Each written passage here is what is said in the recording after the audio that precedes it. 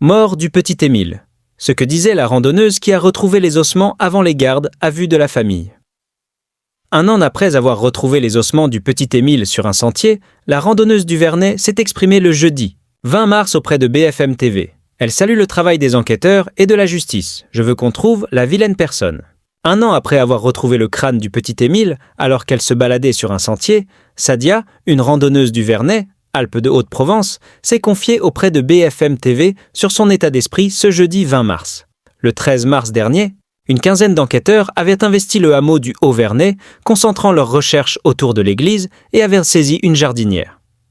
La promeneuse âgée d'une soixantaine d'années a été soulagée de cette information.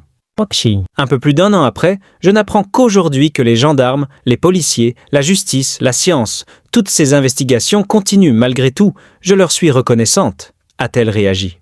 Quelques jours après notre entretien, les grands-parents, un oncle et une tante d'Émile, ont été placés en garde à vue avant d'être libérés. Sans vérité, on n'est rien. Sadia aimerait que ses recherches permettent d'obtenir le fin mot de l'histoire. J'attends que l'on retrouve le vilain ou la vilaine qui a fait ça. La vérité. Sans vérité, on n'est rien. Je regarde les informations.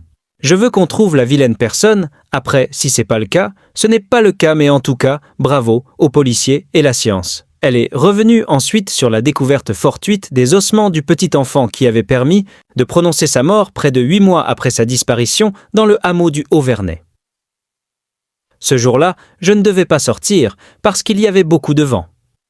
Je marche, et là, au milieu du sentier, je l'ai déjà dit, il y a le crâne. Il a été nettoyé, je pense, par la pluie parce qu'il est tout blanc, c'est choquant, donc je respire, je me calme, je me questionne. Je fais quoi ? S'était-elle interrogée avant de prendre la décision de ramasser l'ossement et le ramener aux autorités. Les vêtements et les ossements ont été transportés. 2 semaines après le témoignage de Sadia, les gendarmes ont procédé à l'interpellation et au placement en garde à vue des grands-parents maternels du petit enfant ainsi qu'un oncle et une tante. Ils sont ressortis libres. Jeudi 27 mars dernier, le procureur de la République d'Aix-en-Provence a tenu une conférence de presse après la levée des gardes à vue des 4 membres de la famille d'Émile. Il a partagé la conviction que les vêtements et les ossements ont été transportés et déposés peu de temps avant leur découverte.